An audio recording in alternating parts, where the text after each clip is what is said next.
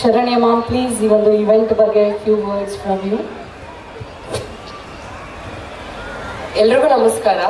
So ವೇದಿಕೆ ಮೇಲಿರೋ ಎಲ್ಲ ಡ್ಯಾನ್ಸ್ ಮಾಸ್ಟರ್ಸ್ಗೂ ಹಾಗೆ ದೃಷ್ಟಿಪಟ್ಟು ಟೀಮ್, ವಿಜಯ್ ಸರ್, ಎಲ್ರಿಗೂ ನಮಸ್ಕಾರ.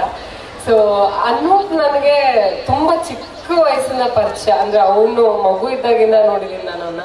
ಸೊ ಈ ಇವೆಂಟ್ಗೆ ಗೆಸ್ಟ್ ಹಾಕಿನ ಒಂದು ಫ್ಯಾಮಿಲಿ ಫ್ರೆಂಡ್ ಆಗಿ ಅವಳ ಅಕ್ಕನಾಗೆ ಬಂದಿರೋದು ಈ ಇವೆಂಟ್ಗೆ.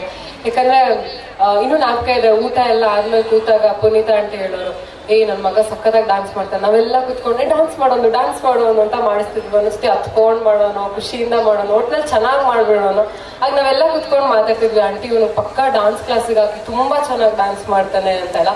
ಸೊ ಯೂಶಲಿ ಎಲ್ಲ ಪೇರೆಂಟ್ಸು ಚೆನ್ನಾಗಿ ಮಾಡ್ತಾರೆ ಅಂತ ಬರೀ ರಿಲೇಟಿವ್ಸ್ ಮಾತ್ರ ಗೊತ್ತಿರುತ್ತೆ ಆ ಟ್ಯಾಲೆಂಟ್ ಏನು ಅಂತ. ಬಟ್ ಆಂಟಿ ಆಗಿರ್ಬೋದು ಅಂಡ್ ಪ್ರಭು ಅಂಕಲ್ ಆಗಿರ್ಬೋದು ತುಂಬಾ ಸೀರಿಯಸ್ ಆಗಿ ಅದನ್ನ ತಗೊಂಡು ಅವನ್ನ ಚಿಕ್ಕ ವಯಸ್ಸಿಂದ ಅವನ ಡಾನ್ಸ್ ಕ್ಲಾಸಿಗೆ ಹಾಕೋದ್ರಿಂದ ಆಡಿಷನ್ಸ್ಗೆ ನಿಂತ್ಕೊಂಡು ಎಷ್ಟೋ ಬೆಳಗ್ಗೆ ಹೋಗಿ ಸಾಯಂಕಾಲ ತನಕ ನಿಂತ್ಕೊಂಡು ಆಡಿಷನ್ ಕೊಡಿಸಿ and he is here today. In fact ತುಂಬಾ ಪ್ರೌಡ್ ಆಗುತ್ತೆ ನಾನು ನೋಡಿದ ಒಂದು ಮಗುಗೂ ಈಗ ಒಂದು ಡಾನ್ಸ್ ಕ್ಲಾಸ್ ನಡೆಸ್ತಾ ಅಷ್ಟು ದೊಡ್ಡ ಕಟೌಟ್ ಹಾಕಿರೋ ಅನೂಪ್ಗೂ ತುಂಬಾ ತುಂಬಾ ಖುಷಿ ಆಗುತ್ತೆ. I am very proud of you and all the very best. ತುಂಬಾ ಒಳ್ಳೇದಾಗ್ಲಿ ನಿಮಗೆ ಅಂಡ್ ಆಂಟಿಗೂ ಅಷ್ಟೇ ಅಂಡ್ ಅಂಕಲ್ಗೂ ಅಷ್ಟೇ.